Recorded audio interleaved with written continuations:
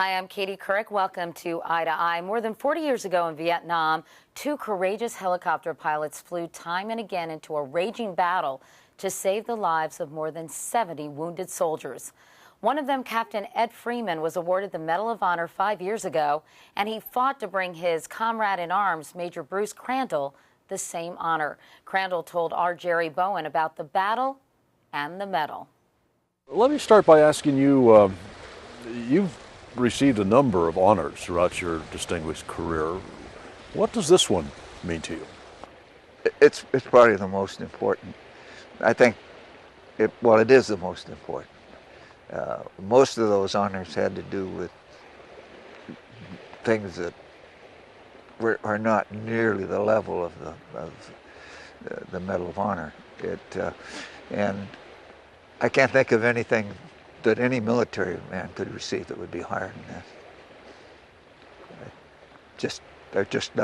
There isn't anything that gets close. Do you have vivid memories of what you did that day? I have memories of it. They fade, and the good parts remain, and then you start wondering if all of those things really happen, because it's been so long.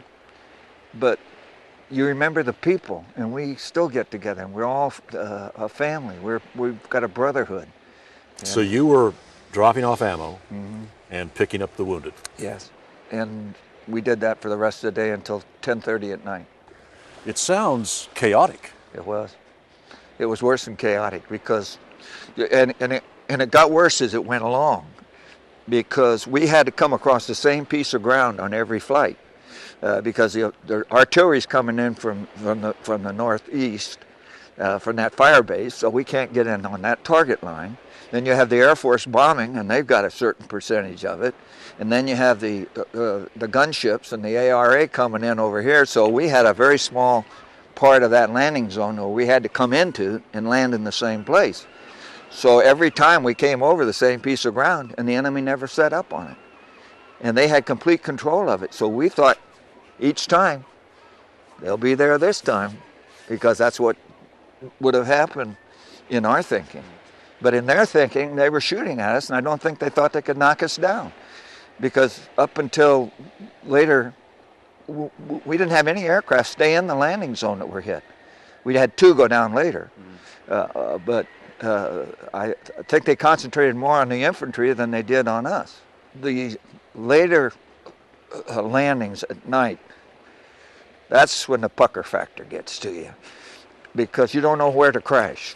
You can't see the trees. And so if you get hit, you're going down straight ahead, and it's much more dangerous to aviators to be in the night. You don't read of any night assaults to speak of. Most of the things that happen at night in Vietnam or anywhere else in helicopters has been done during the daytime, except for rescues and medevac. This sounds like it's beyond adrenaline rush. Oh, yeah. I've had adrenaline rush, a 95-mile-an-hour fastball coming at your head, that's adrenaline. But an AK-47 on full automatic 30 or 40 yards away from you, and you look over and you see them, and there's nothing you can do about it. That's worse than adrenaline. And the one thing that Vietnam has in tremendous common with Iraq is you don't know who the enemy is. You have no idea who the hell is on whose side. Are you amazed at what transpired and how it ended for you?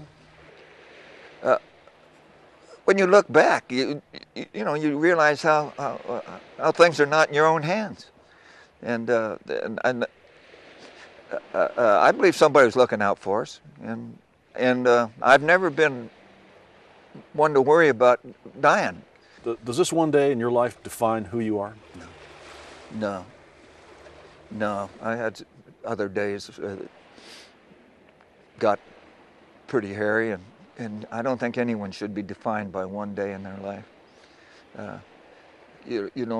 When somebody says you deserve it, I don't want to get what I deserve in life.